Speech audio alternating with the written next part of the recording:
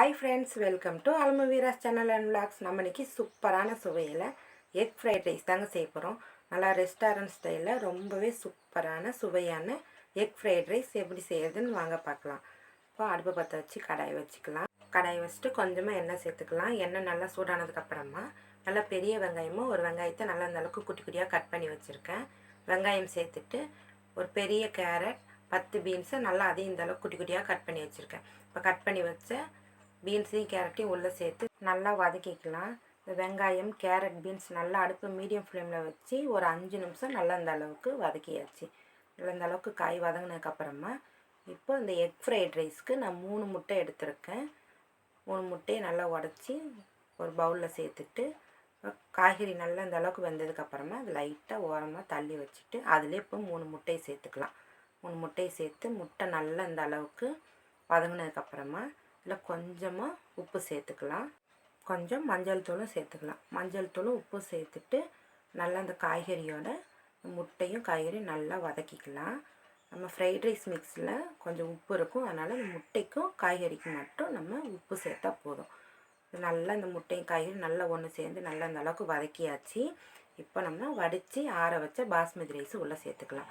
நான் 1 கப் பாஸ்மதி ரைஸை கொஞ்சமாக உப்பு சேர்த்து 2 ஸ்பூன் எண்ணெய் சேர்த்து நல்லா அந்த அளவுக்கு வேக வச்சு பாஸ்மதி ரைஸை நல்லா ஆற வச்சு எடுத்து வச்சுருக்கேன். இப்போ ஆற வச்ச பாஸ்மதி ரைஸையும் உள்ளே சேர்த்துட்டு இந்த காய்கறி முட்டை இந்த சாதம் நல்லா 1 நிமிஷம் சேர்த்து வதக்கிக்கணும்.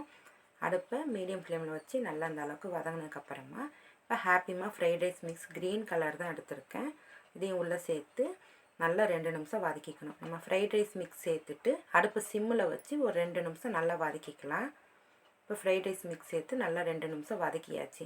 இப்போ இதில் 1.5 ஸ்பூன் அளவு வீட்டில் அரைச்ச மிளகுத்தூள் தான் சேர்க்குறேன். மிளகும் சீரகமும் சேர்த்து அரைச்சி பவுட்ரு பண்ணி வச்சுருக்கேன். இப்போ அது 1.5 ஸ்பூன் அளவு சேர்த்துட்டு இப்போ கொஞ்சமாக புதினாவை குட்டி குட்டியாக கட் பண்ணி வச்சுருக்கேன், அதையும் உள்ளே சேர்த்துடலாம். கொத்தமல்லி இருந்தால் அதையும் குட்டி குட்டியாக கட் பண்ணி உள்ளே சேர்த்துக்கோங்க. சேர்த்துட்டு இது எல்லாத்தையும் சேர்த்து 1 நிமிஷம் வதக்கிட்டு அடுப்பு ஆஃப் பண்ணிடலாம். இப்போ நம்ம சூப்பரான ரெஸ்டாரண்ட் ஸ்டைலில் சுவையான சூடான எக் ஃப்ரைட் ரைஸ் ரெடி ஆயிடுச்சு. இந்த எக் ஃப்ரைட் ரைஸை குழந்தைங்களுக்கு லஞ்ச் பாக்ஸ் பேக் பண்ணி கொடுத்தோன்னா நல்லா விரும்பி சாப்பிடுவாங்க. நீங்களும் உங்கள் வீட்டில் இந்த எக் ஃப்ரைட் ரைஸ் செஞ்சு சாப்பிட்டு பாருங்கள், ரொம்பவே சூப்பராக இருக்கும். இந்த வீடியோ உங்களுக்கு கண்டிப்பாக பிடிச்சிருக்குன்னு நினைக்கிறேன். பிடிச்சிருந்தா நம்ம சேனலுக்கு லைக் பண்ணுங்கள், ஷேர் பண்ணுங்கள், சப்ஸ்கிரைப் பண்ணுங்கள். சப்ஸ்கிரைப் பண்ணால் பார்த்துட்டு இருந்தீங்கன்னா ப்ளீஸ் சப்ஸ்கிரைப் பண்ணிக்கோங்க. பக்கத்தில் இருக்கிற பெல் பட்டனையும் கிளிக் பண்ணிக்கோங்க. ஆளுங்கிற பட்டனையும் டச் பண்ணி விட்டுருங்க. நான் போடுற வீடியோ அடுத்தடுத்து உங்களுக்கு நோட்டிஃபிகேஷனாக வரும். தேங்க்ஸ் ஃபார் வாட்சிங்.